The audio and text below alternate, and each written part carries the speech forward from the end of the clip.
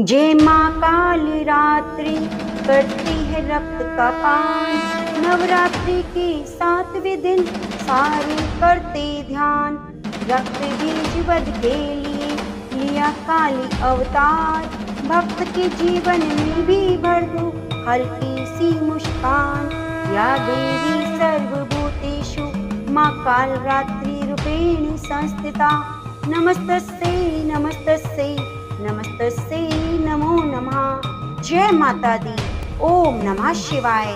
प्रिय भक्तजनों, शुक्ल पक्ष की सप्तमी तिथि है और आज का दिन भूमंडल की अधिष्ठात्री देवी महाकाली को समर्पित है। तो आज मैं आपको सुनाने जा रही हूँ माँ काल रात्रि की बड़ी ही दुर्लभ कथा।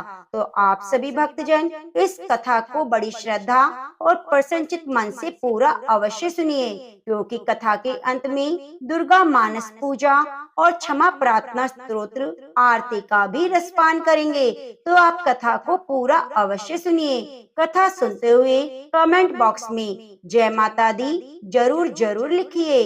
पौराणिक कथाओं के अनुसार शुंभ और निशुंभ और रक्त बीज नामक 3 दुष्ट दैत्य थे।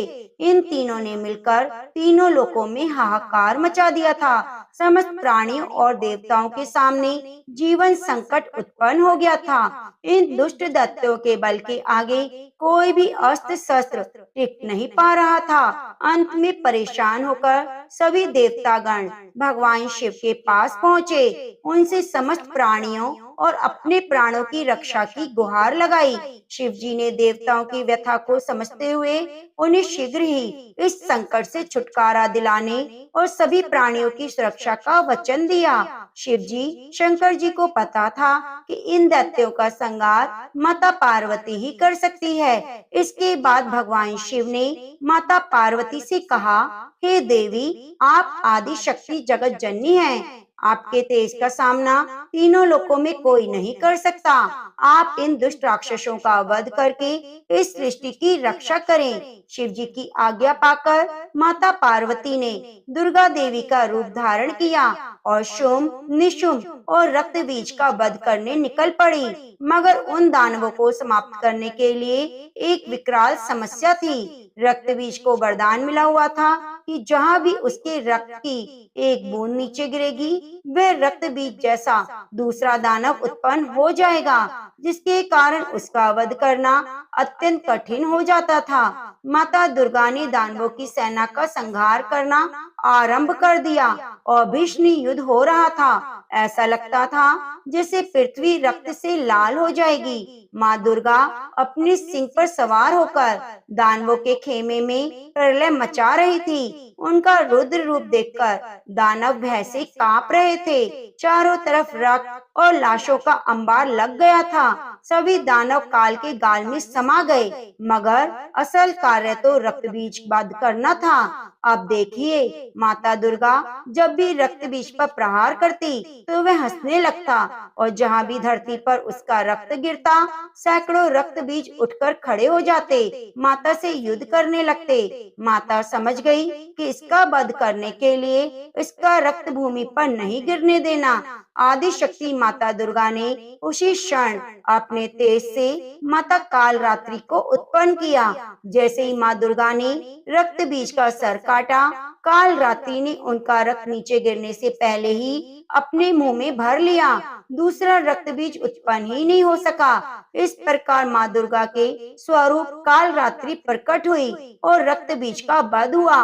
तभी से माता काल रात्रि को 7वें रूप में स्थापित किया गया।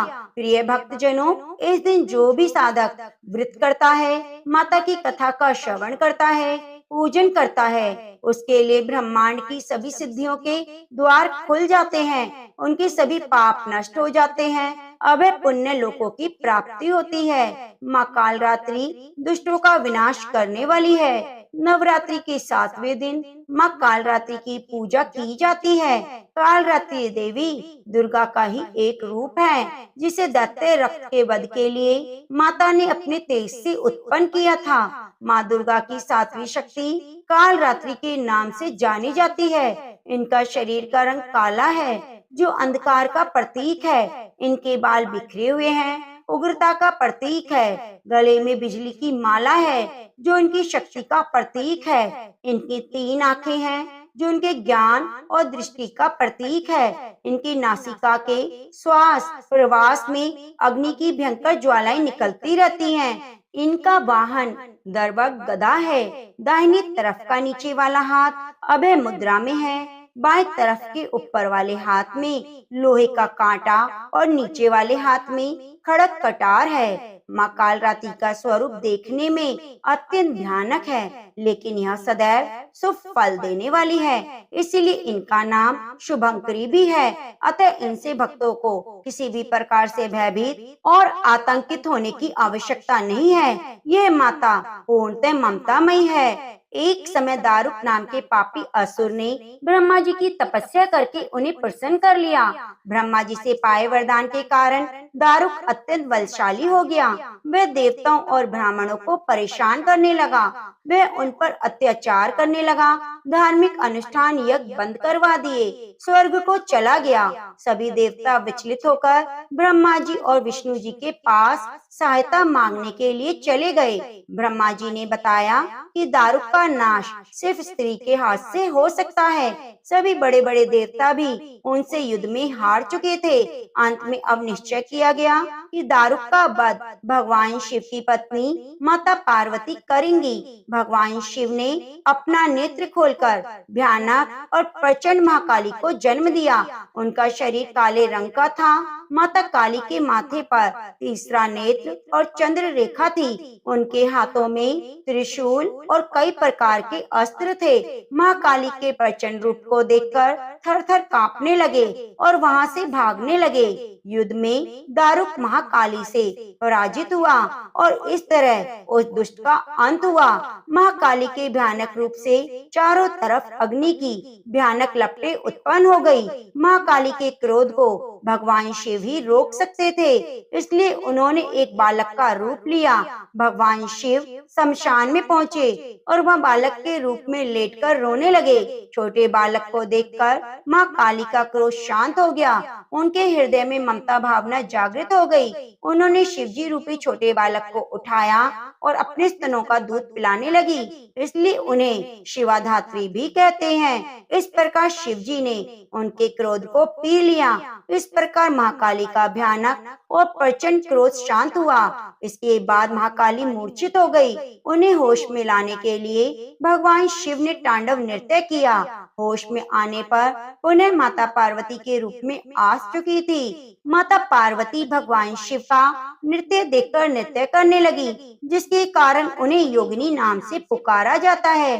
तो प्रेम से बोलिए माता काली की जय हो। ओम दुम दुर्गाय नमः। माता काली की एक बड़ी ही सुंदर चमत्कारी कथा है। सुंदरपुर नामक एक बहुत सुंदर नगर था। उस नगर में माता काली का एक विशाल और भव्य मंदिर था। उस मंदिर के बाद चारों तरफ जंगल और झाड़ियों का इतना गहन साम्राज्य था कि शाम के समय उधर कोई भी भूले भटके नहीं जाता था। यहाँ तक कि मंदिर का पुजारी भी धुंधला छा जाने पर मंदिर में दिया जलाकर आरती करके माता को शयन करा के जल्दी से चला जाता था। उसी मंदिर के पास एक नहर थी। नहर के उस पार उसी गांव में एक ब्राह्मण रहता था, जो माता काली का बहुत बड़ा भक्त था। स्वभाव से अत्यंत भोला था। कुल देवी माता काली का अनन्य भक्त था। लाखों लोगों के मना करने के बाद भी जाड़ा गर्मी बरसात में कैसा भी समय हो, रात को भोजन करके सोने से पहले नहर पार करके मंदिर में माथा टेकने जरूर जाता। ऐसे ही पौष की एक सर्द रात थी। वातावरण में गहरी धुंध छाई हुई थी, क्योंकि उस समय घड़ी का उतना चलन तो था ही नहीं। ब्राह्मण देव भोजन करने के बाद अपने खेत की रखवाली और माता का दर्शन करने के लिए चले जाते हैं। खेत में फसलों की रखवाली करते हुए उन्हें काफी समय हो गया। आसमान में कोहरे की वजह से चांद दिखाई नहीं दे रहा था, तो समय का ठीक ठीक अंदाजा नहीं लग पाया। शरीर पर कंबल डाले ब्राह्मण देव रोज की तरह मंदिर की ओर बढ़ चले, लेकिन उस समय नहर में पानी घुटनों से ज्यादा नहीं था, तो पार करने में ज्यादा परेशानी परेशानी ना हुई। जाड़े की उसी रात जब वे मंदिर के पास पहुँचे तो दूर तक सन्नाटा छाया हुआ था। एक उनका शरीर भय से कांपने लगा, आंखें मुंद गई। थोड़ी देर में आभास हुआ कि उनके आसपास कई सारे लोगों का जमावड़ा हो चुका था, जो आहिस्ते आहिस्ते उन्हें अपने घेरे में लेने लगे, घेरा तंग कर रहे थे। ब्राह्मण देव ने कहा, हे माँ, क्या आज की रात तुम्हारे धाम पर ही मेरी जीवन लीला समाप्त हो जाएगी? उन्होंने मन ही मन माता से गुहार लगाई और उन्हें लगा कि वे दुष्ट आत्माएं बस उन्हें दबोचने वाली हैं। अचानक मंदिर के अंदर रखे नगाड़े अनायास ही जोर जोर से बजने लगे। ब्राह्मण चौंक गया कि सोचा, रात के अंदर मंदिर कौन बैठा है, नगाड़ा बजाने वाला। उन्होंने अपनी आंखें खोली तो आसपास किसी का नामो निशान नहीं था।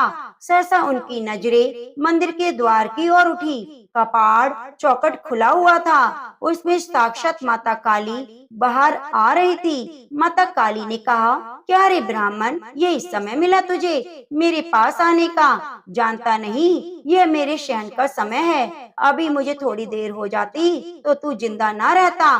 फिर कल लोग यही कहते कि माता काली का भक्त था और उन्हीं के धाम पर अपने प्राण ना बचा पाया। माता की बातें सुनकर ब्राह्मण ने कहा, माई, यह तो मेरे रोज का नियम है, आज कैसे तोड़ देता? ब्राह्मण माता को देखकर निहाल हो गया, उनके चरणों में लौटने पोटने लगा। माता ने कहा, पागले, रोज आज से ज्यादा देर हो गई है, अभी आधी रात होने को चली है। ब्राह्मण ने कहा, माई, गलती हो गई, मुझे समय का पता ना चला, क्योंकि क्या करूं, मैं आपके दर्शन नहीं कर लेता, मुझे संतोष नहीं मिलता। माता काली कहती है, जानती हूँ पगले, इसलिए तो पहली बार किसी के सामने साक्षात आई हूँ, पर तू यह भी मूर्खता छोड़ दे। आधी रात में इस तरह से मेरे दर्शन करने मत आया कर, तू मुझे अपने स्थान से याद कर लिया कर, मेरा ध्यान कर लिया कर, मैं तेरे पास आ जाऊंगी। ब्राह्मण ने कहा, माता, यह तो मेरी भक्ति है। तो माता रानी ने कहा, निस्संदेह तुम्हारी भक्ति है, उत्कृष्ट है, इसलिए कह रही हूँ, अब आज के बाद तुझे रात में यहाँ आने की आवश्यकता नहीं, तू घर से ही मुझे प्रणाम कर लेना, मैं स्वीकार कर लूंगी। जब दर्शन का जी चाहे दिन में आ जाना। ब्राह्मण ने कहा, माई, क्षमा करना, आपने मुझे साक्षात दर्शन दिए, मैं धन्य हो गया। आपको कष्ट देकर मुझे नरक नहीं जाना, अब आप मंदिर में वापस जाइए, मैं चला जाऊंगा। इस प्रकार ब्राह्मण ने हाथ जोड़ते हुए विनती की। माता ने कहा, तू चुपचाप घर चल, मैं तुझे छोड़कर आती हूँ। फिर आगे आगे माता काली, पीछे पीछे ब्राह्मण देव, दोनों नहर के पास पहुँचे ही थे कि ब्राह्मण का शरीर झंझना गया। सामने से सफेद धोती और खड़ाऊ पहने एक वृद्ध आदमी आ रहा था। उन्होंने आगे बढ़कर माता देवी के चरण स्पर्श किए। फिर माता देवी ने सारी बातें बता दी। ब्राह्मण ने आगे बढ़कर वृद्ध के चरणों पर माथा पटका और कहा, हे देवता, आप कौन हैं? मैंने पहचाना नहीं। माता रानी ने कहा, अरे यही तो है तुम्हारे गांव के देवता, कभी देखे नहीं तो पहचानोगे कैसे? रात के पहर जब मेरा शयन का समय होता है तो ये पूरे गांव क्षेत्र का भ्रमण करते हैं ताकि कुछ अनिष्ट ना हो जाए। ग्राम देवता मुस्कुराए और बोले, माई, अब आप अपने धाम जाइए, मैं इसे गांव तक छोड़कर आता हूँ। प्रिय भक्त जनों, ब्राह्मण का तो जैसे भाग्य उदय हो गया। माता के चरणों में देर तक पड़ा, अश्रु बहाता रहा। फिर ग्राम देवता के साथ गांव के समीप आया। ग्राम देवता ने कहा, हे ब्राह्मण, अब तू घर जा, जब मन से याद करेगा हम लोग तुम्हारे पास होंगे, लेकिन अंधेरी रात में दोबारा नहीं आना, दोबारा गलती मत करना। ब्राह्मण ने कहा, जी बिल्कुल नहीं करूँगा। इससे प्रसन्न होकर ग्राम देवता ने कहा, इसी निर्दोष विश्वास ने तो तुम्हारी रक्षा की है बच्चे, लेकिन इसका अर्थ यह नहीं कि तू अपने प्राण जानबूझकर संकट में डाले। मनुष्य को विधाता ने इसलिए विवेकशील बनाया है ताकि वह ऊंच नीच का भेद कर सके। समय अनुकूल आचरण सबको करना चाहिए। तुम्हारी आस्था प्रशंसनीय है, इसलिए कहता हूँ रात को खराब मौसम में घर से ही याद कर लेना माँ काली को, बाकी जब भी जी चाहे दिन में चले आना। उस घटना के बाद ब्राह्मण देवता की जीवन धारा ही बदल गई। माता काली और ग्राम देवता के आशीर्वाद से वे ब्राह्मण खुशहाल और धनवान हो गया। उसके घर अनेक संतानों ने जन्म लिया और वह माँ काली का अनन्य भक्त हो गया। ओम नमः शिवाय।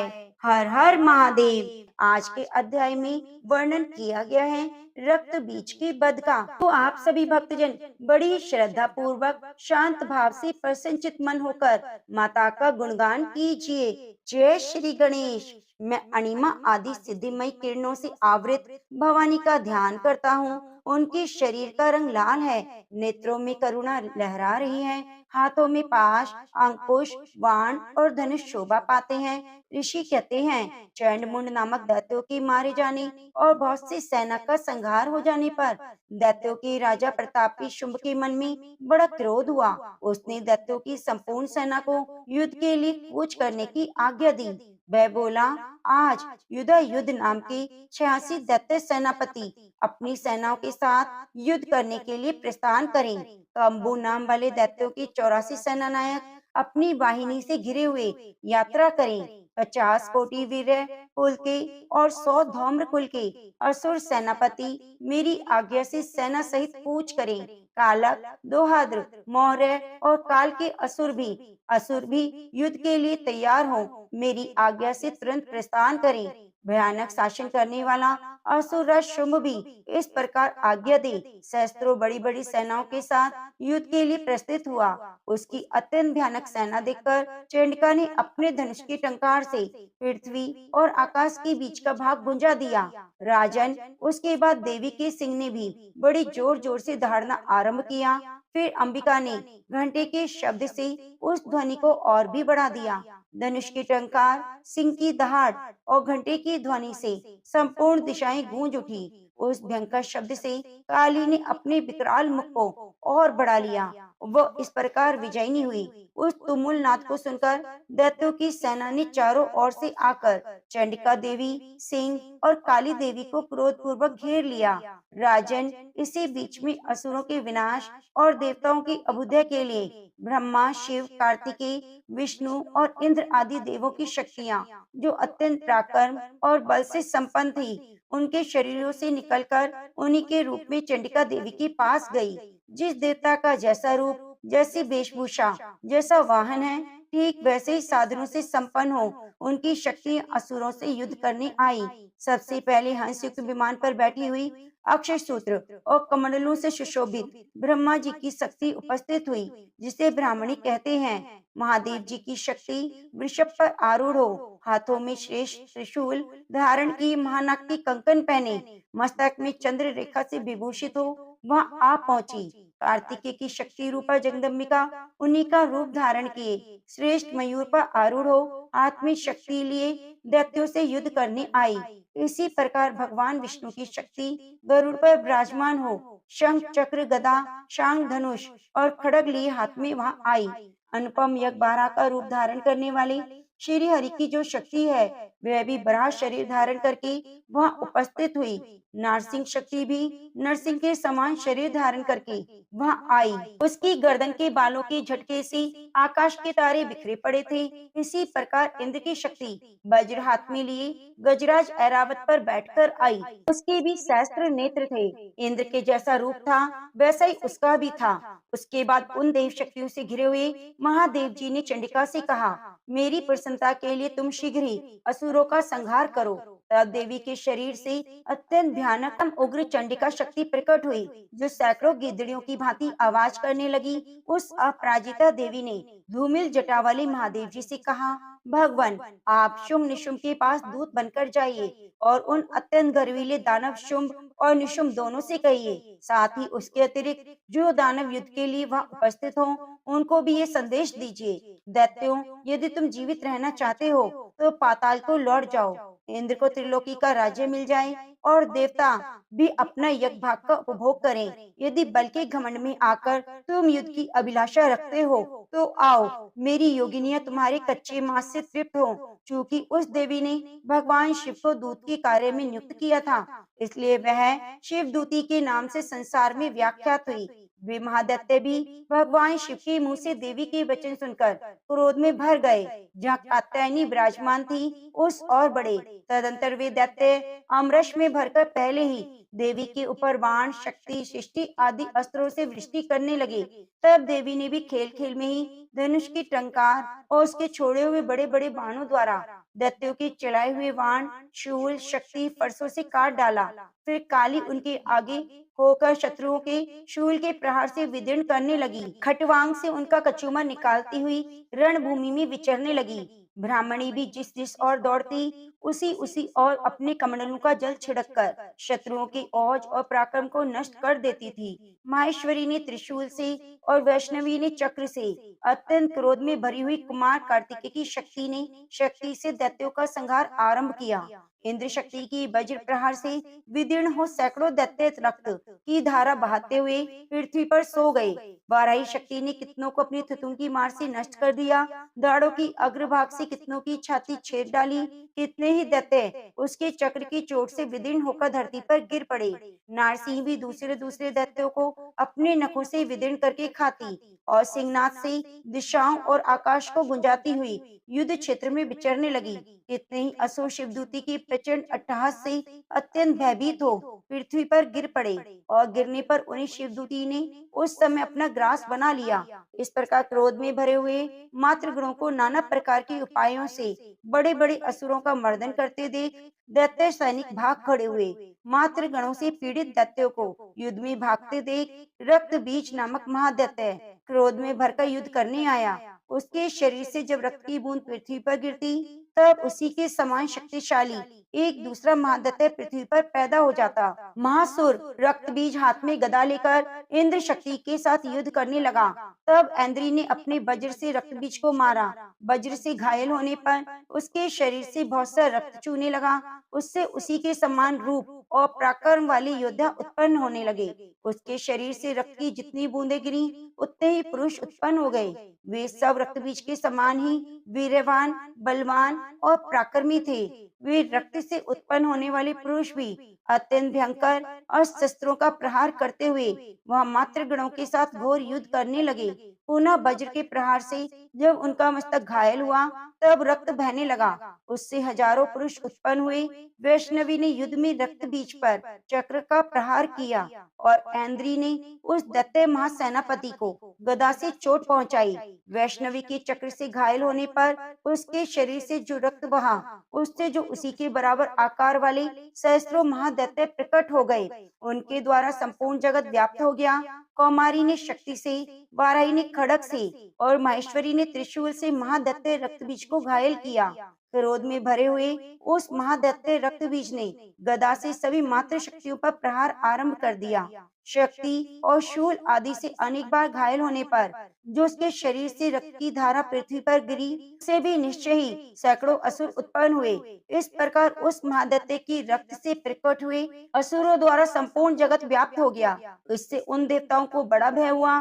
देवताओं को उदास देख चंडिका ने काली से शीघ्रता पूर्वक कहा, चामुंडे, तुम अपना मुख और फैलाओ तथा मेरे शस्त्रपात से गिरने वाले रक्त बिंदुओं और उससे उत्पन्न होने वाले महादैत्यों को तुम अपने इस उतावले मुख में खा जाओ। इस प्रकार रक्त से उत्पन्न होने वाले महादैत्यों का भक्षण करती हुई तुम रण में विचरण करती रहो। ऐसा करने से उस दैत्य का सारा रक्त क्षीण हो जाने पर वे स्वयं भी नष्ट हो जाएगा। उन भयंकर दैत्यों को जब तुम खा जाओगी, तब दूसरे नए नए दैत्य उत्पन्न नहीं हो सकेंगे।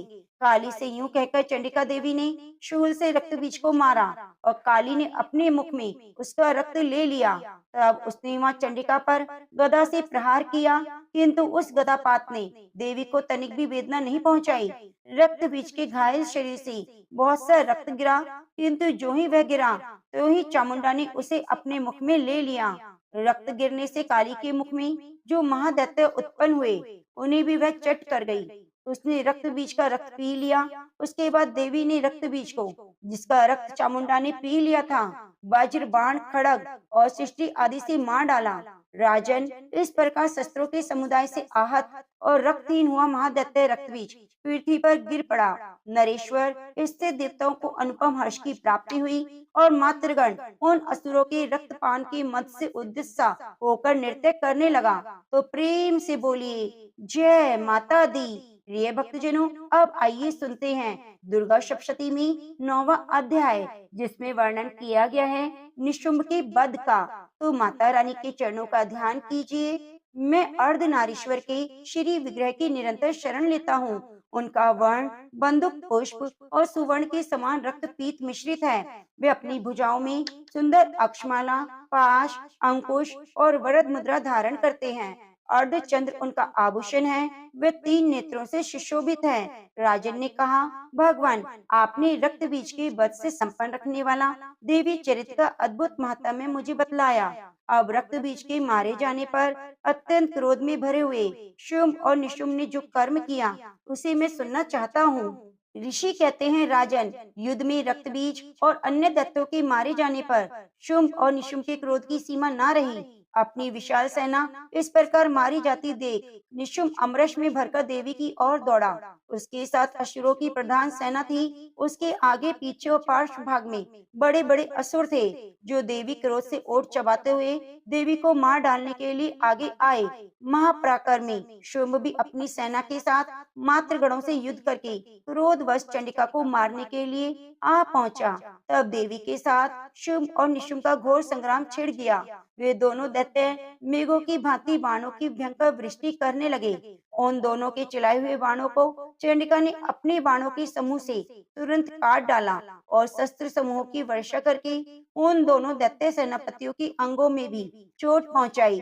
निशुंभ ने तीखी तलवार और चमकती हुई ढाल लेकर देवी की श्रेष्ठ वाहन सिंह के मस्तक पर प्रहार किया। अपने वाहन को चोट पहुंचने पर देवी ने शूर्प नामक बाण से निशुंभ की श्रेष्ठ तलवार तुरंत ही काट डाली और उसकी ढाल को भी, जिसमें 8 चांद चढ़े थे, खंड खंड कर दिया। ढाल और तलवार के कट जाने पर उस असुर ने शक्ति चलाई, किंतु सामने आने पर देवी ने चक्र से उसके भी 2 टुकड़े कर दिए। अब तो निशुंभ क्रोध से जल उठा और उस दानव ने देवी को मारने के लिए शूल उठाया, किंतु देवी ने समीप आने पर भी मुक्के मारकर चूर्ण कर दिया। तब उसने गदा घुमाकर चंडी के ऊपर चलाई, परंतु वह भी देवी के त्रिशूल से कटकर भस्म हो गई। उसके बाद दैत्यराज निशुंभ को फरसा हाथ में लेकर आते देख देवी ने बाण समूह से घायल कर पृथ्वी पर सुला दिया। उस भयंकर पराक्रमी भाई निशुंभ के धराशायी हो जाने पर शुंभ को बड़ा क्रोध हुआ। अंबिका का वध करने के लिए वह आगे बढ़ा। रथ पर बैठे बैठे ही उत्तम आयुधों से सुशोभित अपनी बड़ी बड़ी 8 अनुपम भुजाओं से समूचे आकाश को ढककर वह अद्भुत शोभा पाने लगा। उसे आते देख देवी ने शंख बजाया और धनुष की प्रत्यंचा भी अत्यंत दुस्सह शब्द किया। साथ ही अपने घंटों के शब्द से जो समस्त दैत्य सैनिकों का तेज नष्ट करने वाला था, संपूर्ण दिशाओं को व्याप्त कर दिया। तदंतर सिंह ने भी अपनी दहाड़ से, जिसे सुनकर बड़े बड़े गजराजों का महान मद दूर हो जाता था, आकाश, पृथ्वी, 10 दिशाओं को गुंजा दिया। फिर काली ने आकाश में उछलकर अपने दोनों हाथों से पृथ्वी पर आघात किया। उससे ऐसा भयंकर शब्द हुआ, जिससे पहले के सभी शब्द शांत हो गए। उसके बाद शिवदूती ने दैत्यों के लिए अमंगलजनक अट्टहास किया। इन शब्दों को सुनकर समस्त असुर थर्रा उठे, किंतु शुंभ को बड़ा क्रोध हुआ। उस समय देवी ने जब शुंभ को लक्ष्य करके कहा, ओ दुरात्मन, खड़ा रह, खड़ा रह, तभी आकाश में खड़े हुए देवता बोल उठे, जय हो, जय हो। शुंभ ने वहां आकर ज्वालाओं से युक्त अत्यंत भयानक शक्ति चलाई। अग्नि में पर्वत के समान आती हुई उस शक्ति को देवी ने बड़े भारी लूके से दूर हटा दिया। उस समय शुंभ के सिंहनाद से तीनों लोग गूंज उठे। राजन, उसकी प्रतिध्वनि से वज्रपात के समान महान भयानक शब्द हुआ, जिससे अन्य सब शब्दों को जीत लिया। शुंभ के चलाए हुए बाणों के देवी ने और देवी के चलाए हुए बाणों के शुंभ ने अपने भयंकर बाणों द्वारा सैकड़ों और हजारों टुकड़े कर दिए। तब क्रोध में भरी हुई चंडिका ने शुंभ को शूल से मारा। उसके आघात से मूर्छित हो वह पृथ्वी पर गिर पड़ा। इतने में ही निशुंभ की चेतना हुई और उसने धनुष हाथ में लेकर बाणों द्वारा देवी काली और सिंह को घायल कर डाला। फिर उस दैत्यराज ने 10,000 बाहें बनाकर चक्रों के प्रहार से चंडिका को आच्छादित कर दिया। तब दुर्गम पीड़ा का नाश करने वाली भगवती दुर्गा ने कुपित होकर अपने बाणों से उन चक्रों और बाणों को काट गिराया। यह देख निशुंभ दैत्य सेना के साथ चंडिका का वध करने के लिए हाथ में गदा लिए बड़े वेग से दौड़ा। उसके आते ही चंडी ने तीखी धार वाली तलवार से उसकी गदा को शीघ्र काट डाला। तब उसने शूल हाथ में ले लिया। देवताओं को पीड़ा देने वाले निशुंभ को शूल हाथ में आता देख चंडिका ने बड़ी बेग से चलाए हुए अपने शूल से उसकी छाती छेद डाली। शूल से विदीर्ण हो जाने पर उसकी छाती से एक दूसरा महाबली और महापराक्रमी पुरुष खड़ी रह कहता हुआ निकला। उस निकलते हुए पुरुष की बात सुनकर देवी ठठाकर हंस पड़ी और खड़क से उन्होंने मस्तक काट डाला। फिर तो वह पृथ्वी पर गिर पड़ा। तदंतर सिंह अपनी दाढ़ों से असुरों की गर्दन कुचलकर खाने लगा। ये बड़ा भयंकर दृश्य था। उधर काली और शिवदूती ने अनन्य दैत्यों का भक्षण आरंभ किया। कौमारी की शक्ति से विदीर्ण होकर कितने ही महादैत्य नष्ट हो गए। ब्राह्मणी के मंत्रपूत जल से निस्तेज होकर कितने ही भाग खड़े हुए। कितने ही दैत्य महेश्वरी के त्रिशूल से छीन-बीन हो धराशायी हो गए। बराही के तुतुन के आघात से कितनों का पृथ्वी पर कचूमर निकल गया। वैष्णवी ने भी अपने चक्र से दानवों के टुकड़े टुकड़े कर डाले। ऐन्द्री के हाथ से छूटने पर वज्र के भी कितने ही प्राणों से हाथ धोना पड़ा। कुछ असुर नष्ट हो गए, कुछ मायूस से भाग गए और कितने ही काली, शिवदूती और सिंह के ग्रास बन गए। तो प्रेम से बोलिए माँ शेरा वाली की जय। प्रेम से बोलिए वैभव लक्ष्मी माता की जय। एक समय की बात है, शीला नाम की महिला अपने पति के साथ रहती थी। शीला बहुत ही धार्मिक थी और भगवान पर उसकी अटूट आस्था थी। उसके पास ईश्वर ने जितना भी दिया था वह उसी में खुश थी। एक बार उसका पति गलत संगति में लग गया। वह शीघ्र अमीर होने का स्वप्न देखने लगा।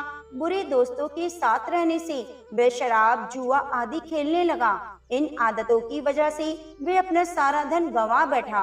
अपने पति और घर की हालत देखकर शीला बहुत दुखी हुई, लेकिन उसको भगवान पर पूर्ण भरोसा था तो वे सब कुछ ठीक कर देंगे। वे हमेशा यही सोचती थी। एक दिन दोपहर में किसी ने दरवाजे पर आवाज दी और शीला बाहर आई। उसने देखा दरवाजे पर पड़ोस की माताजी खड़ी हैं। उनके चेहरे पर एक विशेष तेज था। माताजी को शीला के अंदर ले आई और बिठाया। तब माताजी ने शीला से कहा, हर शुक्रवार को लक्ष्मी जी के मंदिर में आती हूँ, लेकिन शीला समझ नहीं पाई। फिर माताजी ने बोला, तुम काफी दिनों से मंदिर नहीं आई तो मैं तुम्हें देखने चली आई। माताजी की प्रेम भरी बातों से शीला की आंखों में आंसू आ गए। फिर शीला ने अपनी सारी व्यथा सुनाई। तब माताजी ने शीला को बताया कि माता लक्ष्मी धन की देवी हैं, तो उनका व्रत विधि पूर्वक कर तेरी सभी समस्याएं खत्म हो जाएंगी। शीला ने पूछा, व्रत की विधि क्या है? तब माताजी ने बोला, माता लक्ष्मी का व्रत की विधि बहुत ही सरल है। इस व्रत को वैभव लक्ष्मी व्रत कहा जाता है। इस व्रत को करने से सभी मनोकामनाएं पूरी होती हैं। शीला यह सुनकर बहुत खुश हो गई और आंखें बंद करके व्रत करने का संकल्प करने लगी। जैसे आंखें खोली तो माताजी उसे दिखाई नहीं दी, तो वह सोचने लगी, ये माताजी कहाँ गई? यह माता कोई और नहीं, स्वयं माँ लक्ष्मी थी, जो शीला को राह दिखाने आई थी। दूसरे दिन शुक्रवार था। शीला प्रातःकाल उठकर स्नान करके माता जी की बताई विधि के अनुसार पूजा का प्रसाद चढ़ाया। पूजा के प्रसाद के बाद यह प्रसाद सबसे पहले अपने पति को खिलाया। प्रसाद खाते ही उसके पति के व्यवहार में परिवर्तन आ गया और उसने शीला को मारा भी नहीं। यह देखकर शीला के मन में वैभव लक्ष्मी व्रत के लिए श्रद्धा बढ़ गई। अब शीला ने वैभव लक्ष्मी व्रत श्रद्धा पूर्वक 21 व्रत किए। 21वें शुक्रवार को माता जी के बताए अनुसार उद्यापन किया। 7 औरतों को वैभव लक्ष्मी किताब उपहार में दी और माता लक्ष्मी से प्रार्थना की, हे माता लक्ष्मी, मैंने आपका वैभव लक्ष्मी व्रत करने की मन्नत मांगी थी, जो आज पूर्ण हो गया। हे माँ, मेरी सभी विपत्तियां दूर करना। व्रत के प्रभाव से शीला का पति ने सारे बुरे कार्य छोड़ दिए और एक अच्छा आदमी बन गया। अब वह कड़ी मेहनत करने लगा। घर में सुख शांति आ गई और सभी सुखपूर्वक रहने लगे। अतः जो भी व्यक्ति वैभव लक्ष्मी माता का व्रत करता है, माता रानी उसके जीवन को खुशियों से भर देती है और धन धान्य की बरसात होती है। माता रानी अपने भक्तों को कभी भी निराश नहीं करती। तो प्रेम से बोलिए, वैभव लक्ष्मी माता की जय। अब आइए सुनते हैं सुख संतोष प्रदान करने वाली माँ संतोषी माता की कथा। तो प्रेम से बोलिए, संतोषी माता की जय। एक बुढ़िया थी जिसके 7 बेटे थे। उनमें से 6 कमाते थे और एक नहीं कमाता था। वह बुढ़िया उन 6 को अच्छी रसोई बनाकर बड़े प्रेम से खिलाती और 7वें को बचा कुचा झूठन ही खिलाती, परंतु वह भोला था और मन में कोई विचार नहीं करता। एक दिन वह अपनी पत्नी से बोला, देखो मेरी माता को मुझसे कितना प्रेम करती है। उसने कहा, वह तुम्हें सभी की झूठन खिलाती है, फिर भी तुम ऐसा कहते हो। चाहे तो तुम स्वयं आकर देख सकते हो। एक दिन बहुत बड़ा त्योहार आया। बुढ़िया ने 7 प्रकार के भोजन और चूरमे के लड्डू बनाए। 7वां लड़का यह बात जानने के लिए सिर दुखने का बहाना करके पतला कपड़ा ओढ़कर सो गया और देखने लगा। माँ ने उनको बहुत अच्छे अच्छे आसनों पर बिठाया और 7 प्रकार के भोजन और लड्डू परोसी। वह अपने 6 बेटों को बड़े प्रेम से खिला रही थी। जब वे 6 उठ गए तो माँ ने उनकी थालियों से झूठन इकट्ठी की और एक लड्डू बनाया। फिर वह 7वें लड़के से बोली, अरे रोटी खा ले। वह बोला, माँ मैं भोजन नहीं करूँगा, मैं तो परदेश जा रहा हूँ। माँ ने कहा, कल जाना तो आज जा, चला जा। वह घर से निकल गया। चलते समय उसे अपनी पत्नी की याद आई, जो गौशाला में कंडे थाप रही थी। वह बोला, हम विदेश को जा रहे हैं, आएंगे कुछ काल, तुम रहियो संतोष से, धर्म अपनो पाल। इस पर उसकी पत्नी बोली, जाओ पिया आनंद से, हमारी सोच हटाए, राम भरोसे हम रहे, ईश्वर तुम्हें सहाय। देहु निशानी आपनी, देख धरू में धीर, सुधी हमारी ना विसारियो, रखियो मन गंभीर। इस पर वह लड़का बोला, मेरे पास कुछ नहीं है, ये अंगूठी है, सो ले लो और मुझे भी अपनी कोई निशानी दे दो। वह बोली, मेरे पास क्या है, ये गोबर भरे हाथ हैं। यह कहकर उसने उसकी पीठ पर गोबर भरे हाथ की थाप मार दी। वह लड़का चल दिया। ऐसा कहते हैं कि इसी कारण से विवाह में पति पत्नी की पीठ पर हाथ की छाप मारी जाती है। चलते चलते वह दूर देश में पहुंचा। वह एक व्यापारी की दुकान पर जाकर बोला, भाई मुझे नौकरी पर रख लो। व्यापारी को नौकर की जरूरत थी। वह बोला, तनख्वाह काम देकर दूंगा, तुम रह जाओ। वह सवेरे 8 बजे से रात के 12 बजे तक की नौकरी करने लगा। थोड़े ही दिनों में सारा लेन देन और हिसाब किताब रखने लगा। सेठ के 5-7 नौकर चक्कर खाने लगे। सेठ ने उसे 2-3 महीने में आधे मुनाफे का हिस्सेदार बना दिया। 12 वर्ष में वह नामी सेठ बन गया और उसका मालिक उसके भरोसे काम छोड़कर कहीं बाहर चला गया। उधर उसकी औरत को सास और जिठानियां बहुत दुख देने लगी। वह उसे लकड़ी जंगल में लेने के लिए भेजती, भूसे की रोटी देती, फूटे नारियल में पानी देती। वह बड़े कष्ट से जीवन बिता रही थी। एक दिन जब वह लकड़ी लेने जा रही थी तो रास्ते में उसने कई औरतों को व्रत करते देखा। वह पूछने लगी, बहनों ये किसका व्रत है, कैसे करते हैं, इसका क्या फल मिलता है? तो एक स्त्री बोली, ये संतोषी माता का व्रत है, इसके करने से मनवांछित फल मिलता है। गरीबी, मन की चिंताएं, राज के मुकदमे, कलह, रोग नष्ट हो जाते हैं और संतान सुख, धन, प्रसन्नता, शांति, मन पसंद वर मिले और बाहर गए हुए पति के दर्शन होते हैं। उसने उस व्रत करने की विधि पूछी। उसने रास्ते में सारी लकड़ियां बेच दी, गुड़ और चना ले लिया उसने व्रत करने की तैयारी की। उसके सामने एक मंदिर देखा तो पूछने लगी, ये मंदिर किसका है? वे कहने लगे, ये संतोषी माता का मंदिर है। वे मंदिर में गई और माता के चरणों में लेट गई। वे दुखी होकर विनती करने लगी, माँ, मैं अज्ञानी हूँ, मैं बहुत दुखी हूँ, मैं तुम्हारी शरण में हूँ माँ, मेरा दुख दूर करो। माता को दया आ गई। एक शुक्रवार को उसके पति का पत्र आया, अगले शुक्रवार को पति का भेजा हुआ धन मिला। अब तो जेठ जिठानी और सास नाक सिकोड़ने लगी। अब तो इसकी खातिर बढ़ेगी, यह बुलाने पर भी नहीं बोलेगी। वह बोली, पात्र और धन आवे तो सभी को अच्छा है। उसकी आंखों में आंसू आ गए। वह मंदिर गई और माता के चरणों में गिरकर बोली, हे माँ, मैंने तुमसे पैसा कम मांगा था, मुझे तो अपना सुहाग चाहिए। मैं तो अपने स्वामी की दर्शन और सेवा करना मांगती हूँ। तब माता ने प्रसन्न होकर कहा, जा बेटी, तेरा पति आएगा। वह बड़ी प्रसन्नता से घर आ गई और घर का काम काज करने लगी। उधर संतोषी माता ने उसके पति को स्वप्न में घर जाने और पत्नी की याद दिलाई। उसने कहा, माँ, मैं कैसे जाऊँ? परदेश की बात है, लेन देन का कोई हिसाब नहीं। माँ ने कहा, मेरी बात मान, सवेरा नहा धोकर मेरा नाम लेकर घी का दीपक जलाकर दंडवत करके दुकान पर बैठना। देखते देखते सारा लेन देन साफ हो जाएगा, धन का ढेर लग जाएगा। सवेरे उसने स्वप्न की बात सभी से कही तो सब खिल्ली उड़ाने लगे।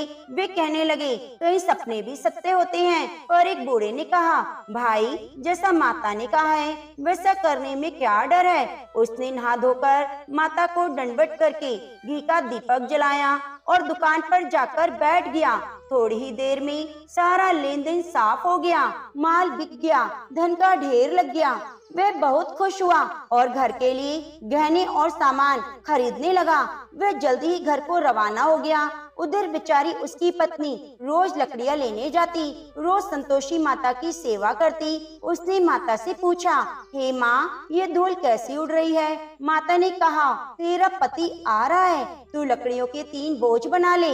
एक नदी के किनारे रख, एक यहाँ रख और तीसरा अपने सिर पर रख ले। तेरे पति के दिल में उस लकड़ी के गट्ठे को देखकर मोह पैदा होगा। जब ये यहाँ रुककर नाश्ता पानी करके घर जाएगा, तब तू लकड़ियाँ उठाकर घर जाना और चौक के बीच में गट्ठर डालकर जोर जोर से 3 आवाजें लगाना। सासू जी, लकड़ियों का गट्ठा ले लो, भूसे की रोटी दे दो, नारियल के खोपड़े में पानी दो, आज मेहमान कौन आया है? इसने माँ के चरण छुए और कहे अनुसार सभी कार्य किया।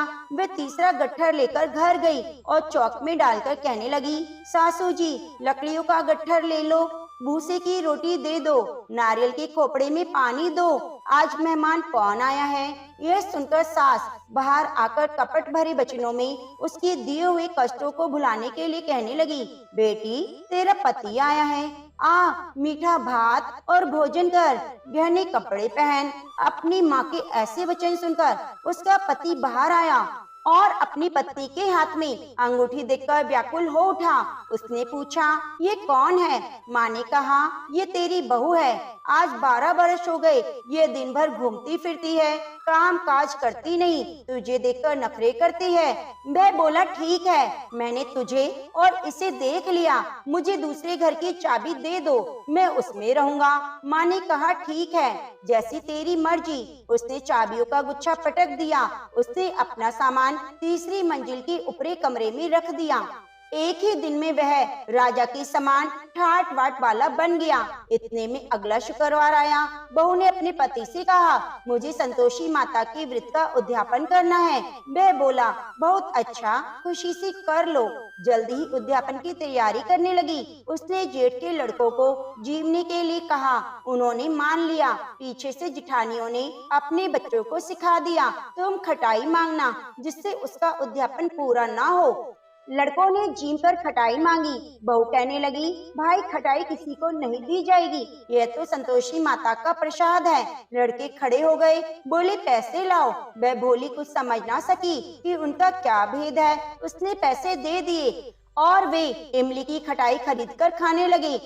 इस पर संतोषी माँ को क्रोध आ गया। राजा के दूत उसके पति को पकड़कर ले गए। वे बेचारी बड़ी दुखी हुई और रोती हुई माता जी के मंदिर गई। चरणों में गिरकर कहने लगी, माता जी ये क्या किया, हंसाकर आप मुझे क्यों रुलाया। माता बोली, पुत्री मुझे दुख है कि तुमने अभिमान करके मेरा व्रत तोड़ा है और इतनी जल्दी सभी बातें भुला दी। वे कहने लगी, माता जी मेरा कोई अपराध नहीं, मुझे तो लड़कों ने भूल में छल लिया, मैंने भूल से ही उन्हें पैसे दे दिए। माँ मुझे क्षमा करो, मैं दोबारा तुम्हारा उद्यापन करूंगी। माता बोली, जा तेरा पति रास्ते में आता हुआ मिलेगा। उसे रास्ते में पति मिला। उसके पूछने पर वह बोला, राजा ने मुझे बुलाया था, मैं उनसे मिलने गया। वे फिर घर चले गए। कुछ ही दिन बाद फिर शुक्रवार आया। वे दोबारा पति की आज्ञा से उद्यापन करने लगी। उसने फिर जेठ के लड़कों को बुलाया। जिठानियों ने फिर वही बात सिखा दी। लड़के भोजन की बात पर फिर खटाई मांगने लगे। उसने कहा, खटाई कुछ नहीं मिलेगी, आना है तो आओ। यह कहकर ब्राह्मण के लड़कों को लाकर भोजन कराने लगी। यथाशक्ति उन्हें दान दक्षिणा दी। संतोषी माँ की उन पर बड़ी कृपा हुई और माता रानी बहुत प्रसन्न हुई। माता की कृपा से 9वें मास में एक चंद्रमा के समान सुंदर पुत्र हुआ। अपने पुत्र को लेकर वह रोजाना मंदिर जाने लगी। एक दिन संतोषी माता ने सोचा, ये रोज यहाँ आती है, आज मैं इसके घर चलूं, इसका सासरा देखूं। ये सोचकर उन्होंने एक भयानक रूप बनाया। गुड़ और चने से सना मुख, ऊपर को सूंड के समान होठ, जिन पर मक्खियां भिनभिना रही थी। इसी सूरत में वे उनके घर गई। देहली पर पांव रखते ही उसकी सास बोली, देखो कोई डाकिन आ रही है, इसे भगाओ नहीं तो किसी को खा जाएगी। लड़के भागकर खिड़की बंद करने लगे। 7वें लड़के की बहू खिड़की से देख रही थी। वे वहीं से चिल्लाने लगी, आज मेरी माता मेरे घर आ गई। यह कहकर उसने बच्चे को दूध पीने से हटाया। इतने में सास बोली, पगली इसे देखकर उतावली हो रही है, बच्चे को पटक दिया। इतने में संतोषी माता के प्रताप से वह लड़के ही लड़के नजर आने लगे। बहू बोली, सासू जी मैं जिनका व्रत करती हूँ यह वो संतोषी माता हैं। यह कहकर उसने सारी खिड़कियां खोल दी। सबने संतोषी माता की चरण पकड़ लिए। विनती करके कहने लगे, हे माता हम मूर्ख हैं, अज्ञानी हैं, पापी हैं, तुम्हारे व्रत की विधि नहीं जानते। तुम्हारा व्रत भंग करने का हमने बहुत बड़ा अपराध किया है। हे माता आप हमारा अपराध क्षमा करो। इस पर माता उन पर प्रसन्न हुई। बहू को जैसा फल दिया, हे संतोषी माता वैसा फल सबको देना, सबकी मनोकामनाओं को पूरी करना, सबके घर में सुख संतोष की समृद्धि करना। तो प्रेम से बोलिए संतोषी माता की जय। प्रिय भक्तजनों, आगे के अध्याय को सुनने के लिए आप चैनल को सब्सक्राइब कर लीजिए और बगल में बनी घंटी को दबा दीजिए। अगर आपको कथाएं पसंद आई हैं, तो कृपया चैनल को लाइक करके कमेंट बॉक्स में जय माता दी जरूर लिखिए। हर हर महादेव, जय माँ भवानी। शिव जी बोले, देवी सुनो, मैं उत्तम कुंजिका स्तोत्र का उपदेश करूंगा, जिस मंत्र के प्रभाव से देवी का जप सफल होता है। कवच, अर्गला, कीलक, रहस्य, सूक्त, ध्यान, न्यास, यहाँ तक की भी अर्चन आवश्यक नहीं है। केवल कुंजिका के पाठ से दुर्गा पाठ का फल प्राप्त हो जाता है। अत्यंत गुप्त और देवों के लिए भी दुर्लभ है। हे पार्वती, इसे स्वयोनियों की भांति प्रयत्न पूर्वक गुप्त रखना चाहिए। यह उत्तम कुंजिका स्तोत्र केवल पाठ के द्वारा मारण, मोहन, वशीकरण, स्तवन, उच्चाटन आदि उद्देश्यों को सिद्ध करता है। मंत्र ओम ऐं ह्रीं क्लीं चामुंडाय विच्चै, ओम ग्लोम हूं क्लीं जूं सः ज्वालाय ज्वालाय ज्वल ज्वल प्रज्वल प्रज्वल, ऐं ह्रीं क्लीं चामुंडाय विच्चै, ज्वल हम शम लम शम फट स्वाहा। मंत्र में आए बीजों का अर्थ जानना संभव नहीं, आवश्यक भी नहीं और न वांछनीय है, केवल जप ही पर्याप्त है। हे रुद्र स्वरूपनी तुम्हें नमस्कार है। हे मधु दैत्य को मारने वाली तुम्हें नमस्कार है। कैटव विनाशिनी नमस्कार है। महिषासुर को मारने वाली देवी तुम्हें नमस्कार है। शुंभ का हनन करने वाली, निशुंभ को मारने वाली, तुम्हें नमस्कार है। हे महादेवी, मेरे जप को जागृत और सिद्ध करो। एंकार के रूप में सृष्टि स्वरूपणी, क्रीम के रूप में सृष्टि पालन करने वाली, क्लीम के रूप में काम रूपणी, बीज रूपणी देवी, तुम्हें नमस्कार है। चामुंडा के रूप में चंड विनाशिनी और यकार के रूप में तुम वर देने वाली हो। विचय रूप में तुम नित्य ही अभय देती हो। तुम इस मंत्र को स्वरूप हो। धाम धीम धूम के रूप में तुहुर जटी, शिव की तुम पत्नी हो। बाम भीम बूम के रूप में तुम वाणी की अधीश्वरी हो।